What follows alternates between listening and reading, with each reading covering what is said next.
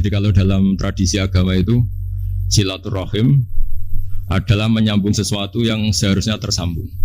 Agama yang masuk negara enggak konflik itu diantaranya paling spesial untuk Indonesia. Karena para wali ini mendampingi kultur daerahnya, tapi tidak benturan. Misalnya kalau orang Jawa dulu pakai sesajen di sawah-sawah, katanya dimakan penunggunya. Ya penunggunya sawah itu kalau dulu ya pikirannya itu makhluk gaib.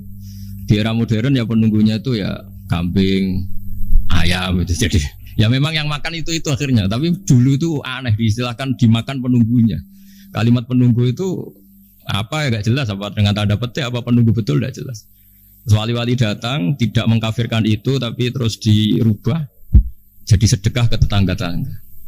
Jadi kultur itu enggak dilawan tapi cukup diubah. Jadi makani demit menjadi sedekah ke tetangga.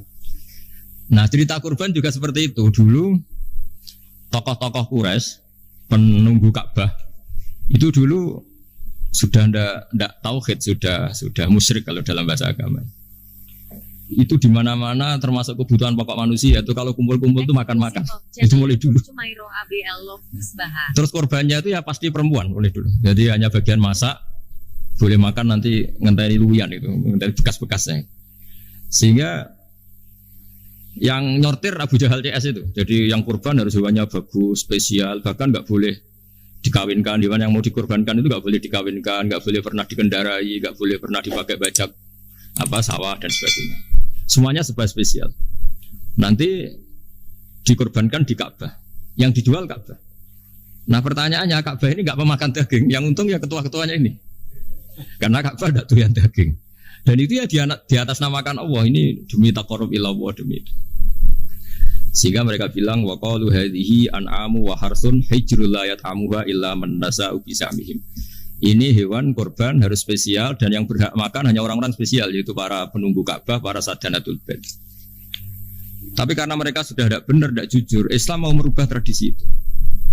Tapi kalau tradisi itu dirubah, maka Islam akan terkenal pelit karena dari acara makan-makan menjadi tidak ada makan-makan. Jadi kadang kebenaran itu harus diganti dengan sesuatu yang tidak ekstrim, karena tadi dari acara makan-makan menjadi sama sekali nggak makan-makan. Makanya terus diganti oleh Islam dengan kalimat udhiyah, dengan kata kurban.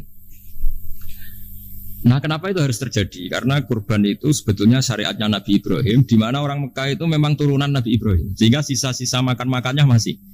Cuma mulai ada melenceng, ada sesajen, ada khurafat, ada bid'ah. Kemudian itu mulai masalah. Terus Rasulullah Muhammad SAW datang ingin benahi itu.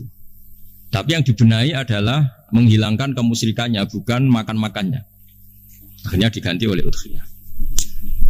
Nah, kenapa ada kurban? Kalau dalam banyak literatur, Nabi Ibrahim alaihissalam itu Nabi yang paling dengan tanda kutip mengklaim kalau beliau itu orang paling sayang kepada Allah, paling dekat kepada Allah. Nggak ada yang dicintai selain Allah. Beliau memaklumatkan itu baik secara lisan maupun di gemuruh hatinya, di bisikan hatinya, di detak jantungnya, pikirannya seperti itu. Pas itu beliau belum punya putra karena beliau termasuk lambat punya anak. Suatu saat ditakdir punya putra, yaitu Ismail. Pas seneng-senengnya jalan, pas seneng-senengnya punya anak, sama Allah disuruh nyembelih. Anak kamu harus kamu sembelih. Ibrahim kaget. Kenapa ya Allah? Kamu adalah orang yang sering ngomong bahwa yang paling kamu cintai saya. Tapi setelah ada anak kamu, kayaknya enggak. Protes Nabi Ibrahim, Pak. Yang benar Gusti, iya harus anak kamu. Karena beliau kadung janji, kadung komitmen yang paling dicintai Allah, tidak ada yang lain. Saya akan mencintai engkau ya Allah, meskipun harus mengorbankan anak saya. Singkat cerita terus disyariatkannya kurban itu.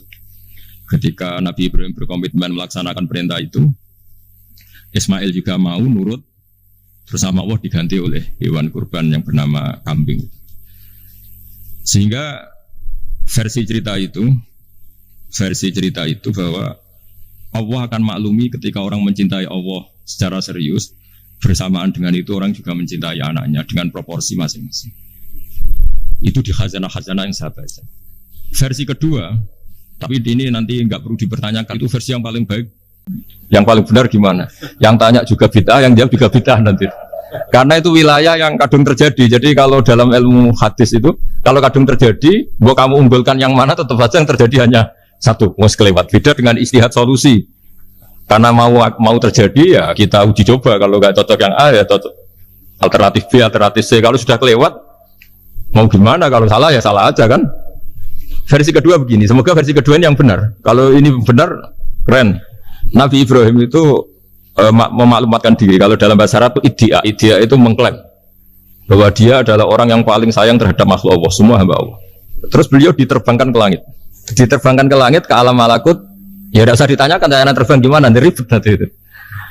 Setelah diterbangkan di langit, wa kadzalika nuri Ibrahim malakutas samawati wal ardh, diperkenalkan alam langit, terus dipertontonkan. Itu ada sekian hamba Allah yang nyabu, yang ngefly, yang dugem, pokoknya yang maksiat-maksiat itu. Ibrahim ditanya sama Allah, gimana itu mereka menurut kamu?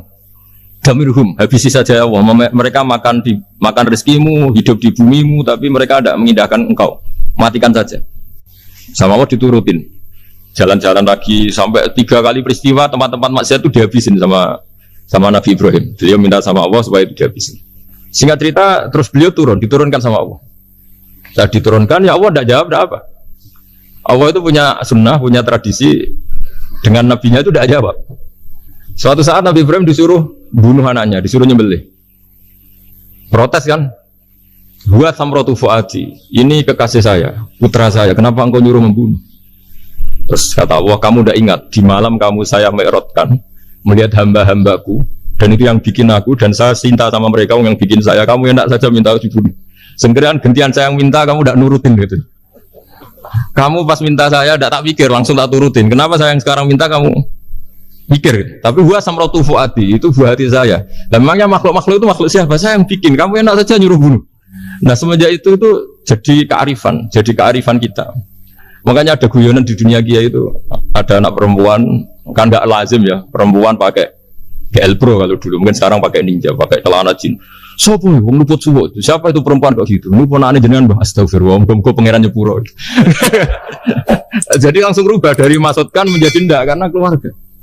Nah, jangan-jangan kebencian kita pada maksiat itu oke, kita wajib benci maksiat, tapi tetap ada catatannya. Plus yang maksiat itu tidak orang yang terkait dengan kita. Coba kalau yang maksiat itu orang yang terkait dengan kita, itu anak kita, ponakan kita, mungkin istri kita, paling mintanya ya Allah ampuni. Sama-sama maksiat, yang satu minta dihabisin, yang satu kita minta diampuni. Fair gak kita sebagai manusia? Tidak fair. Tidak fair. Makanya kalau ada guyonan, ada supir salah dimarahin, pasti supir ini belum pegang rahasia. Tapi kalau sudah pegang kartu, si pajikannya punya apalah gitu, simpanan gitu, wah ini pegang, berani marah gak tuh? Jadi itu guyonan kiai. Makanya jadi manusia itu gak pernah adil sebenarnya. Makanya Allah pernah mensifati manusia itu wa kanal insanu zaluman jahula. Manusia itu sangat zalim dan sangat bodoh. Kalau misalnya jenengan tanya, orang soleh pun itu gimana? Orang soleh asal manusia tidak nabi, itu ya mesti ada zalimnya. Makanya kalau dalam kitab Hikam diterangkan, kitab Hikam itu kitab yang olah manusia. Itu menyebut begini, manusia itu siapa? Dijawab, manusia itu mangkanat mahasinuhu masawiyah. Orang yang ketika baik saja salah, apalagi ketika salah. Kita misalnya punya toko laris ya, doanya mustajab laris, pembelinya banyak, kualitasnya bagus. Pasti ada toko sekeliling yang megap-megap karena orang sekarang ke kamu kan. Sehingga orang supaya terus merasa salah. Robbana dzulamna anfusana. Meskipun kita sedang benar pun, saya termasuk kiai yang kalau ngelepas haji, mungkin yang haji itu mangkel. Karena saya tidak pernah muji-muji haji, meskipun saya melepas orang haji. Umumnya kiai kalau ada orang haji kan dilepas haji mabrur, tidak ada lain balasan kecuali surga. Saya itu karena pernah kecil, pernah dengerin masyarakat. Itu ngenes ketika si kiai pidato tadi ternyata ngenes. Ngenesnya seakan-akan surga itu hanya milik yang haji. Mana koyo kula sepudi Gus kula ora kelar haji.